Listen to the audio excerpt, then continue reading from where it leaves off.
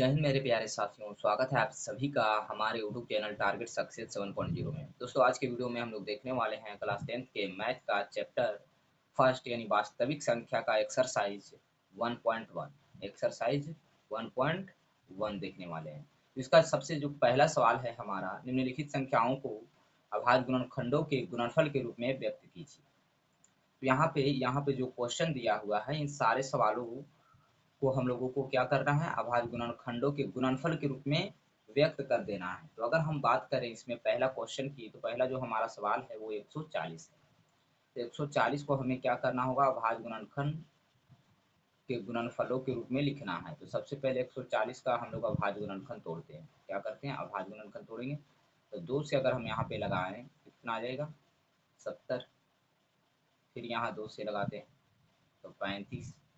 फिर इसको अगर हम 5 से लगाएंगे तो कितना आएगा, 7 आएगा। अब फिर अगर हम इसको 7 से लगाएंगे तो कितना आएगा, 1 आएगा। तो ये जो हो गया हमारा अभाज्य गुणनखंड टूटा। तो अभाज्य गुणनखंड टूटा तो इसे गुणनफल के रूप में कैसे लिखेंगे, तो गुणनफल के रूप में हम लोग इस प्रकार से लिख सकते हैं कि 140 यानी 140 को अगर अभाज्य गुणनखंडों के गुणनफल के रूप में लिखेंगे तो क्या आएगा, 2 इंटू 2 इंटू 5 इंटू 7 इंटू 1। यहाँ पे आप देख सकते हैं क्या है, 2 है, 2 है, 5 है, 7 है और 1 है। तो ये जो अभाज्य गुणनखंड आया है 140 का, उसे हम लोगों ने क्या किया है, गुणनफल के रूप में लिख दिया है। तो इस क्वेश्चन को हम लोगों को इसी तरह से बनाना है। जैसे दूसरा जो सवाल है हमारा, दूसरा यहाँ पे क्या हो गया, पहला तो हमारा हो गया। अब दूसरी की बात करते हैं, यानी 156 की। तो 156 है, तो सबसे पहले इसको हम लोग को अभाज्य गुणनखंड तोड़ना है। तो अभाज्य गुणनखंड तोड़ेंगे तो इसे सबसे पहले हम लोग 2 बार में लगाएंगे। 2 से जब लगाते हैं तो आता है दूना 14 और दूनी 16 यानी 78 आता है। कितना आता है, 78 आएगा। और उसके बाद जो है इसे हम लोग 2 से भाग देंगे तो यहाँ पे आ जाएगा 39। क्या आएगा, 39। अब जो है इसे हम किससे भाग देंगे, 3 से भाग देते हैं।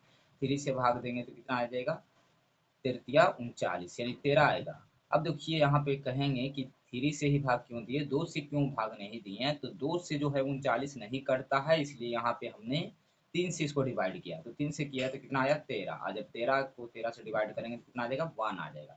तो यहाँ पे 156 का अगर हमें अभाज्य गुणनखंड का गुणनफल के रूप में लिखना होगा तो किस प्रकार से लिखेंगे, तो 156 को जब हम लोग इसके अभाज्य गुणनखंड जो आया है उसको गुणनफल के रूप में लिखना है तो कैसे लिखेंगे। तो यहाँ पे देखेंगे कि इसका अभाज्य गुणनखंड क्या आया है, 2 आया है, 2 आया है, उसके बाद 3 आया है और उसके बाद यहाँ पे 13 आया है और यहाँ पे 1 आया है।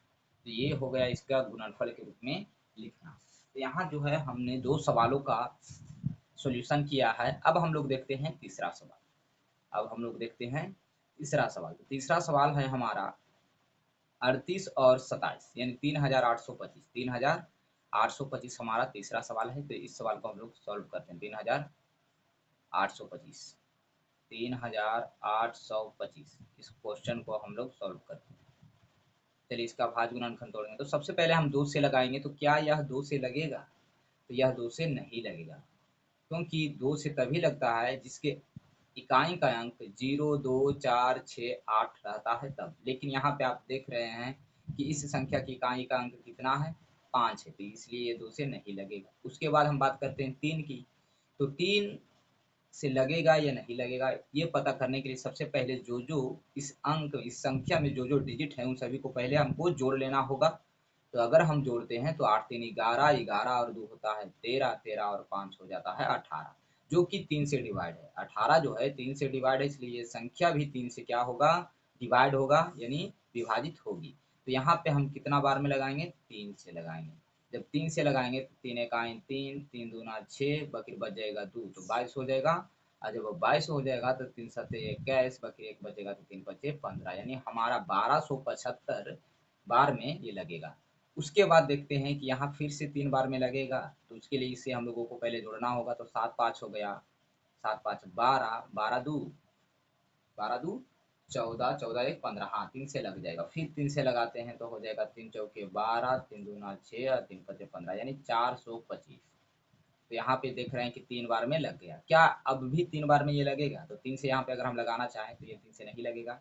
क्यों नहीं लगेगा? क्योंकि 4 2 6 5 11, 11 जो है 3 से नहीं कटता है, इसलिए ये संख्या भी 3 से नहीं कटेगा। अब हम लगाते हैं कितने बार में? 5 बार में।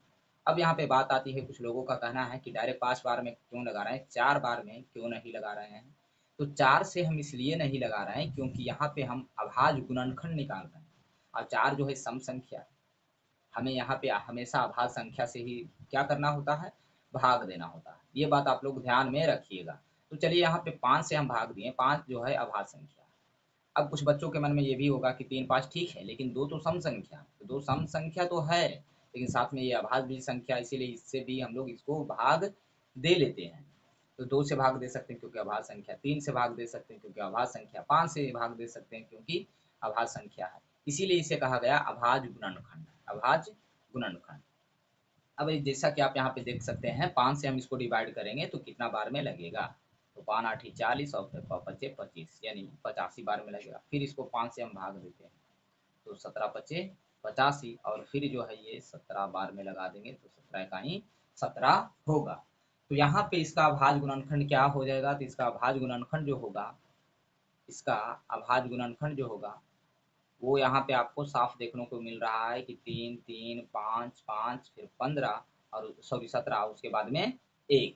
अब इसको गुणनफल के रूप में आपको यहाँ पे लिख देना है, 3 गुना 3 गुने 5 गुने 5 गुने 7 गुने 1। अब यहाँ पे आप एक बात ध्यान दीजिएगा, इसे आप लोग चाहेंगे तो यहाँ पे गुणनफल के रूप में तो हमने लिख दिया, लेकिन यहाँ पे अगर घात के रूप में भी लिखना चाहें तो लिख सकते हैं, 3 के पावर 2 गुना 5 के पावर 2, क्योंकि जब आधार सेम रहता है तो पावर जुड़ जाता है। तो पावर कुछ नहीं तो 1 है, तो 3 के 3 लिखेंगे, पावर 1 1 कितना हो जाएगा? 2।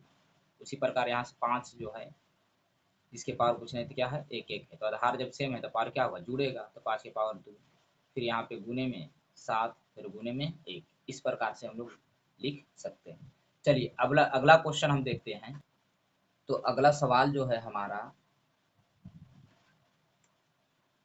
अगला सवाल यहाँ पे आप देख सकते हैं हमारा, ये 3 क्वेश्चन तो सॉल्व हो गया। अब चौथा क्वेश्चन है 5005, 5005। तो ये क्वेश्चन को हम लोग अब सॉल्व करेंगे, 5005 को। तो आइए इसको भी हम लोग देखते हैं। यहाँ पे हमारा क्वेश्चन है 5005, 5005। इसका अभाज्य गुणनखंड तोड़ेंगे, 2 बार में नहीं लगेगा, 3 बार में भी नहीं लगेगा, तो 5 बार में लगा देते हैं। तो कितना आ जाएगा? 1001। क्या आएगा? 1001। क्या 1001 जो संख्या है, क्या किसी भी संख्या से लगता है? तो यहाँ पे सबसे पहले हम लोग देखते हैं। चलिए, तो ये जो संख्या है इसको हम देखें तो ये जो संख्या 7 से कट जाएगा। देखिए इसको हम 3 बार में लगा, 1 बार में लगाते हैं, 7 इकाई 7, बाकी बचेगा 3। तो 3 और 0 30 हो जाएगा, फिर 7 चौ 28, बच जाएगा 2, तो 2 1 21 हो जाएगा, फिर 7 21, इस प्रकार से लगेगा। चलिए अब यहाँ पे हम आगे देखते हैं। तो ये जो संख्या है, अब 9 से तो नहीं लगेगा क्योंकि 9 इकाई 9 लगाते हैं तो बचता है यहाँ पे 5, 5 और 3 हो जाता है 53, जो कि नहीं कटेगा। तो इसके बाद 11 से लगाते हैं, हाँ 11 से कट जाएगा। 11 से जब इसको हम लगाएंगे तो 11 इकाई 11, बाकी 3 बचेगा तो 33 हो जाएगा। तो 11 तिया 33, यानी 13 बार में ये कट जाएगा। फिर 13 से भाग देंगे, 13 इकाई 13।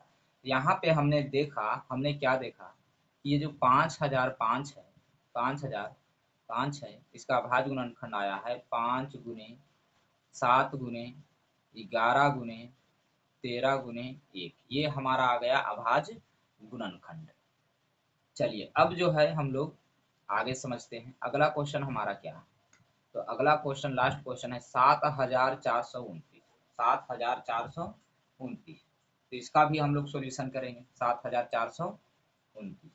तो 7429 को अगर हम यहाँ पे सॉल्व करें, इसको 7429 को, तो यहाँ पे लिख लेते हैं हमारा 7429, ये हमारा क्वेश्चन है। अब इसको हम क्या करेंगे, सबसे पहले 2 बार में तो ये लगेगा नहीं, 2 बार में नहीं लगेगा, तो इसे हम लोग क्या करेंगे, 3 बार में लगाते हैं। तो 3 बार में लगाएंगे तो देखते हैं, तो 7 4 हो जाएगा 11, 11 2 13, 13 और 9 हो जाएगा हमारा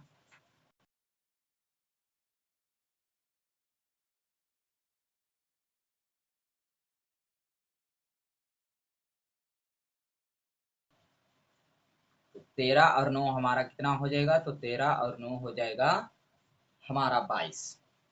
तो 22 जो है वो 3 से कटता है, नहीं कटता है, तो ये यानी 3 से भी डिविजिबल नहीं होगा। उसके बाद जो है हम लोग लगाते हैं 5 से, 5 से भी ये नहीं कटेगा। 5 से जब ये नहीं कटेगा तो उसके बाद हम लगाते हैं 7 से, तो 7 से लगाएंगे तो 7 से भी ये 9 से लगा करके देखते हैं, 9 से लगा करके देखते हैं हम, तो यहाँ पे हो जाएगा 9 सत्ते 63, 9 अठी 72, यानी यहाँ पे आ जाएगा 72, घटा देते हैं तो यहाँ पे हमारा 2 आएगा, फिर 2 उतारेंगे तो 9 दूना यहाँ पे हो जाएगा 18, और यहाँ पे हमारा बचेगा कितना, 4 बचेगा, और फिर 9 उतारेंगे 49, ये नहीं कटेगा, 9 से भी नहीं कटेगा। तो क्या अब इसको हम 11 से भाग दे करके देख सकते हैं, 11 से भाग दे करके हम देख सकते हैं। तो आइए इसको हम लोग 11 से भाग देते हैं, 11 से भाग देते हैं। चलिए, तो अगर हम इसको 11 से भाग दें, 7429, तो 6 बार में लगेगा क्या, 66। उसके बाद घटाएंगे तो 14 में से 6 जाएगा, बचेगा हमारा 8, और बाकी ये जो है हमारा क्या है, 6 बचेगा। अब 6 में 6 गए तो क्या हो जाएगा, 0। अब यहाँ पे 2 उतारते हैं तो 11 सत्ते 77, 11 सत्ते हमारा क्या हो जाएगा, 77 होगा। अब यहाँ पे 12 में से 7 जाएगा तो 5 बचेगा, और यहाँ पे 0 आएगा, फिर उसके बाद यहाँ पे क्या उतरेगा, 9 उतरेगा। तो अभी भी 11 से ये नहीं लग रहा है, तो 11 से अब नहीं लग रहा है, तो अब इसे हम किससे लगाएं, तो इसे अब हम लोग क्या करेंगे, इसे अब हम लोग लगाते हैं 13 से। 11 से नहीं लगा तो इसे हम लोग लगाएंगे अब 13 से। तो चलिए अब 13 से लगाते हैं, 13 से भाग देते हैं किसको, 7429 को। अब लगाइए, 13 का 13, 13 दूना 26, 13 39, 13 चौक 52, 13 पचे 65, 13 छक 78, 6 बार में ज़्यादा लग जाता है तो 5 बार में ही लगाएंगे, 13 पचे 65, 13 पचे 65। अब देखिए इससे एक पैंचा लेगा, हो जाएगा 14, 14 में से 5 जाएगा तो हमारा 9 बचेगा, यहाँ पे 0, फिर 2 उतारते हैं, फिर हो जाता 13 26, 13 39, 13 चौक 52, 13 पचे 65, 13 छक 78, 13 सत्ते 91, 13 सत्ते क्या होता है 91, घटाने पर यहाँ 1 बचेगा, फिर उतरेगा 19, यहाँ पे भी नहीं लग रहा। जब 13 से भी नहीं लग रहा है तो अब हम किससे लगाएंगे, अब लगाएंगे 17 से, अब लगाएंगे किससे, 17 से। तो अब यहाँ पे क्या करना होगा, हमें 17 से भाग देना होगा 7429 में। अब लगाते हैं तो 17 का 17, 17 दूना 34, 17 तिया 51, 17 चौवाट 60, 17 पचे 85, तो 4 बार में ही लगाएंगे, 17 चौके 68। अब घटाते हैं, 4 में से 8 नहीं जाएगा, इससे एक पैंचा लेगा, हो जाएगा 14, 14 में से 8 गया तो हमारा बचेगा 6। अब यहाँ पे 6 में से गया 0, क्योंकि ये इसको एक पैसा दे दिया था तो ये बच गया 6, 6 में से गया 0। अब उतारते हैं 2, अब लगाते हैं 13 का 17 का 17, 17 दूनी 34, 17 51, 3 बार में लगेगा 51, घटाते हैं 1 और यहाँ पे 1, उसके बाद कितना उतरेगा, 19 उतरेगा। अब जो है 9 उतरेगा, उसके बाद लगाते हैं तो 17 का पढ़ते हैं, 17 का 17, 17 दूना 34, 17 तिया 51, 17 चौवाट 60, 17 पचे 85, 17 छक 2 तल से, और 17 सत्ते 19 से, 17 सत्ते 19 से, यानी 7 बार में ये पूरा पूरी क्या होगा, कट जाएगा। 7 बार में ये पूरा पूरी क्या हो जाएगा, कट जाएगा। तो जब पूरा पूरा कट जाएगा तो यहाँ पे हम क्या करेंगे, 17 बार में ही लगाएंगे। तो 17 से जब हमने लगाया तो ये 4 3 7 इतना बार में ये पूरा पूरी क्या हुआ, कट गया। क्या अब ये 17 बार में और लगेगा, तो देखते हैं लगा करके। अब क्या करेंगे, 17 से हम किसको भाग देंगे, 437 को, 437 को, तो 437 को हम 17 से भाग देते हैं, 17 से भाग देते हैं। अब लगाइए तो 17 का 17, 17 दूनी 34, 17 दूनी 34, इससे एक पैंचा लेगा, 13 में से 4 गया, बचेगा कितना, 13 में से 4 जाएगा तो हमारा बच जाएगा 9, कितना बचेगा, 9 बचेगा। अब यहाँ पे क्या आ गया, 3 में से 3 गया 0, अब उतारते हैं 7, तो क्या लगेगा, तो 17 का 17, 17 दूनी 34, 17 तिया 51, 17 चौवाट 60, 17 पचे 85, 17 छक 2 तल से, यानी ये 17 से पूरा पूरी नहीं कट रहा है, तो अब इसे हम लोगों को अलग संख्या से लगाना होगा, यानी 19 से। तो यहाँ पे ये जो है 437, इसे हम लोग कितना से लगाएंगे, 19 से लगाएंगे। तो 19 का 19, 19 दूनी 38, 2 बार में यहाँ पे लगेगा 38, 38 लगा लेते हैं। अब देखिए 3 में से 8 नहीं जाएगा, इससे एक पैसा लेगा, हो जाएगा 13, 13 में से 8 गया तो हमारा हो जाएगा कितना बचेगा, 5 बचेगा। अब यहाँ पे ये हो गया 0, यहाँ पे 7, तो 19 का 19, 19 दूनी 38, 19 या 57, 19 या 57, यानी ये पूरा पूरा क्या हो गया, कट गया। तो कितना बार में कटा, 19 से कटा, 19 से काटे तो कितना बार में कटा, 23 बार में कटा। अब ये 23 से लगा देंगे, 23 को आ जाएगा हमारा 1। तो यहाँ पे हम देख रहे हैं कि इसका जो अभाज्य गुणनखंड आया किसका, 7429 का, वो कितना आया है, तो वो आया है 17 गुने 19 गुने 23। तो इसके अभाज्य गुणनखंड को हम लोगों ने क्या किया, गुणनफल के रूप में लिख दिया। तो इस प्रकार से हम लोग इस क्वेश्चन को सॉल्व कर सकते हैं।